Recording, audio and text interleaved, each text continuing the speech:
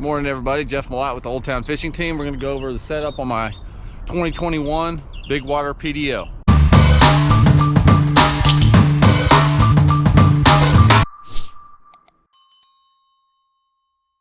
All right, y'all, so Old Town's been known since 2016, winning ICAST with the Predator PDL debut. It's having one of the top pedal boats on the market. Recently, in the last year or so, they've gone to a rebrand to the Sportsman lineup and changed some of the names, and they've also introduced some new models. But the Sportsman Bigwater PDL is basically what you've known as the old Predator PDL with some slight changes and upgrades. We're going to go over my 2021 tournament setup, and I'll show you how I have it rigged, show you some of the subtle differences between the old PDL and this version. We're going to start in the front. I'm going to apologize because the boat's a little dirty because I actually just got done fishing yesterday with it, decided to do this video this morning. But up front, it's got the same molded in handle that you're used to on the original Predator. On the new Bigwater, the hatch, it's got the changed hatch from the I think it was 2018 or 2019 change that the Predator had, but it's got the hatch with the bungees on top rather than the latch system. Ample storage down in the hull. I've got extra tackle boxes in there. We've got a battery bag for to store your battery up off the floor of the kayak for powering any electronics. And then you can see what I've got in there. I've got extra tackle boxes with soft plastics. Usually keep a rain jacket in there, some extra soft plastic tackle there, little gear bag, just whatever you want to put down in the front hatch. And then inside this hatch, there's a seal when you clamp this thing down, and it even molds around the wires running into your hull that keeps water out of the inside of your hull if you take water on. And then you can see where that goes down, there's actually a raised edge that also is going to keep water from splashing up under there. One of my favorite features of this model since its debut is the plates, the removable and replaceable plates on all the Predator models and now Bigwater models. You can mount any kind of accessories to these plates. I don't have anything on these front ones. I just haven't really seen the need for it right now. I may put a camera mount there at some point. But once you drill or mess with these and decide you want to either switch them out or you get a new boat and just want to switch the plates, these are removable, and you can modify them and do whatever you want with them and replace them for low cost. Then you can see I've got my wires for my Humminbird running underneath the plate. Now the pedal system latches in right here in the front of the boat. You can see the two latches, how I turn that to lock it down. The whole thing lifts out and you can store it in your car and you're good to go. Right in front of the pedals, you can see that's the transducer scupper there. More mounting plates on both sides with cut-in tracks to mount any track mount accessories. I've got my Humminbird Helix 7 mounted right there on a ram ball. I can take that off, put it in the car, and always have the transducer hooked up as well. Let me go underneath the boat real quick. It is hooked up underneath through the transducer scupper, clear the hull. I've got a video that shows how to do that. Handles flush with the boat, solid handles there. On the left-hand side is your steering system. Let's see, go back here and deploy the rudder. With the rudder down, with your left hand, you can control the steering of the boat while operating the pedal system up front. You got a clamp for your paddle here, right there.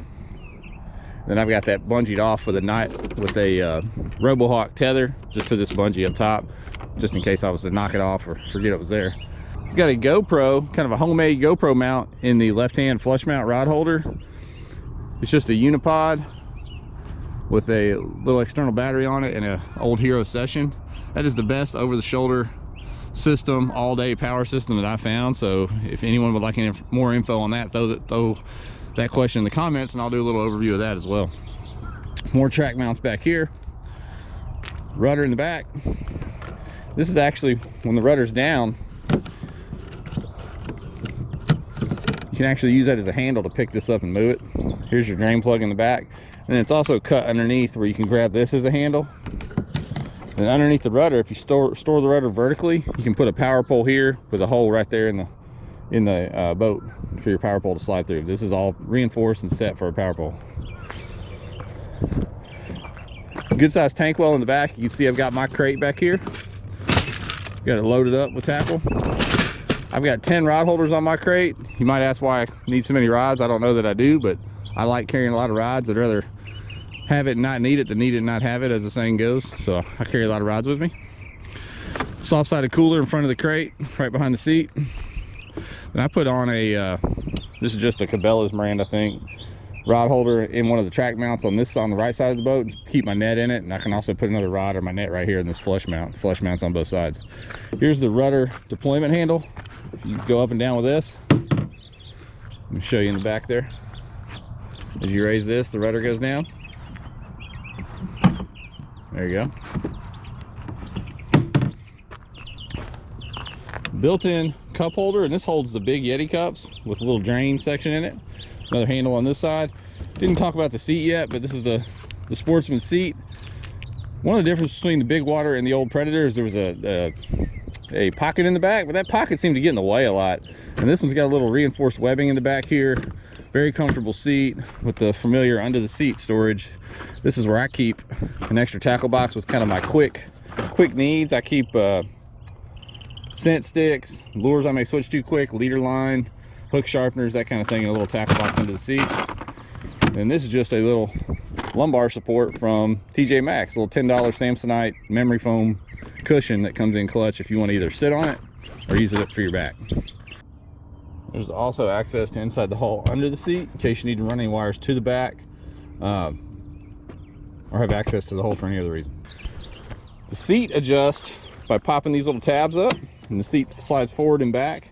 Then you strap it down back here in the back. I've got it almost all the way back. I'm a pretty tall guy. One of my favorite aftermarket accessories is the Yak Gear Sack. This thing, it's water resistant. It's got a big pocket in the middle where you can put some soft plastics, webbed pockets in the front, and webbed pockets in the back, so you can put your pliers, scissors, super glue, whatever you might need to have on the boat with you.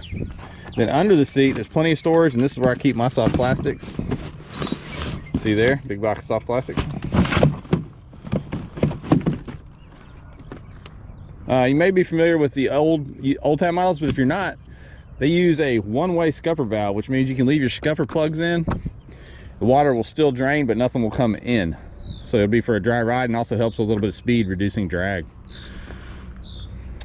Another aftermarket accessory I have in this boat, this is from Navarre Kayak Fishing down in Florida. This is a measuring board scupper plug. You prop your measuring board up and it keeps it from falling down right there.